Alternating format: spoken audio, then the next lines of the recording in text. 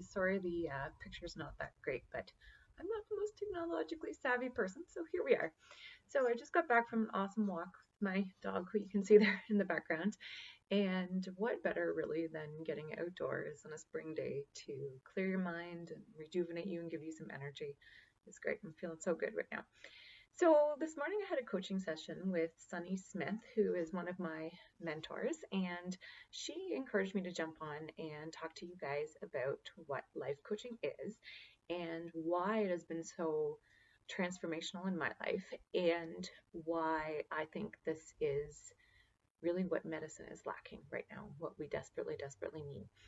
So, in a nutshell, life coaching is very different than therapy and the traditional mental health skills that we are familiar with as physicians. And I think that's why, for me, it's been so transformational and powerful in my life.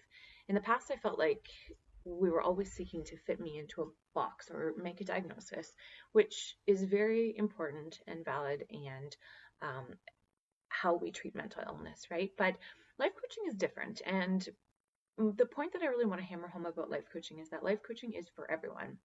Life coaching is teaching a set of tools, I should say, that basically let us look at the human brain in a neutral way. And this in turn allows us to determine the root cause of the feelings and the behavior of our life.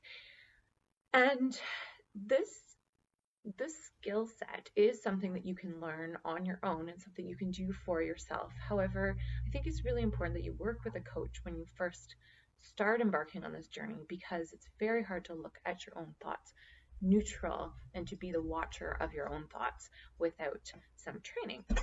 So for me, that's why working with life coaches has been a real game changer. I have found personally that since I started doing life coaching, it has really enabled me to get to the root of what was holding me back and what was getting in the way in my own life, what was preventing me from succeeding, preventing me from leading a life that was aligned with the priorities that I had for my life, really what was blocking me from running an effective and efficient medical practice, what was preventing me from being able to enjoy my job.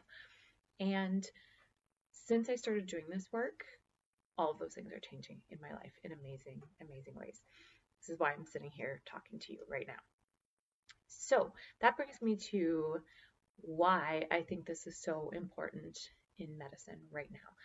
I have been speaking a little bit lately about how I think not only do we have a pandemic of coronavirus, but I also think we have a pandemic of emotional chaos going on right now.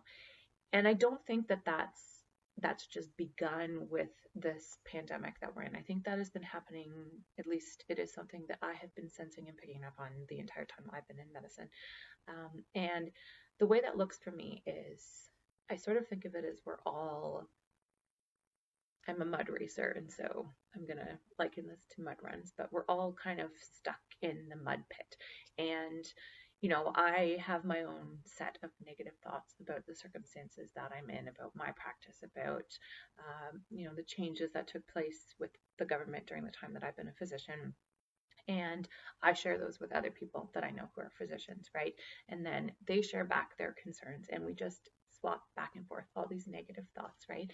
And what happens is we all feel suppressed and apathetic and disconnected. And then I think for some of us, that goes even further, and we become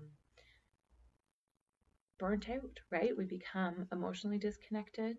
We become depersonalized. We believe we're not achieving or accomplishing anything in our lives.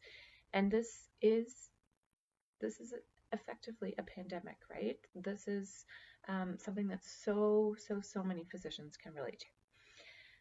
So interestingly, in the conversation I had with Sunny this morning, she mentioned to me that she had been speaking with the physician who is leading suicide prevention efforts in the United States. And when they were having a conversation, she asked her, what do you think we need to be teaching medical students and residents to help facilitate and facilitate mental health and prevent these kind of negative outcomes.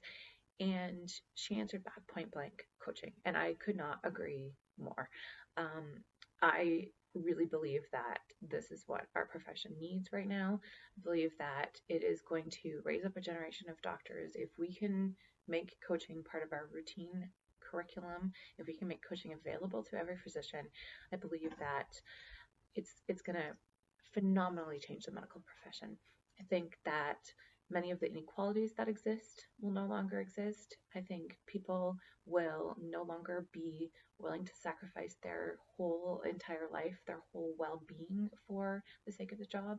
I think that we will certainly one thing I've noticed in myself is that since I've started coaching, all of the noise that I had in my brain all day long, all of the fears, all of the stressful thoughts, all of the anxiety about if I was going to be late for an appointment with a patient, if I was managing the case right, all of those kind of things have really quieted down in my brain, and it has freed up so many hours of time in my life for me to do other productive things and to give back to the world.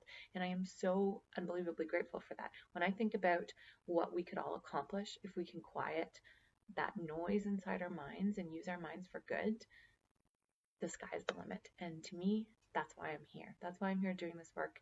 That's why I want to connect with anybody else out there who is interested in doing this work, who believes that this is valuable. And that's why I want to offer this to you guys. So please reach out if you need anything. And I look forward to connecting and continuing the conversation. Take care. Have a great day.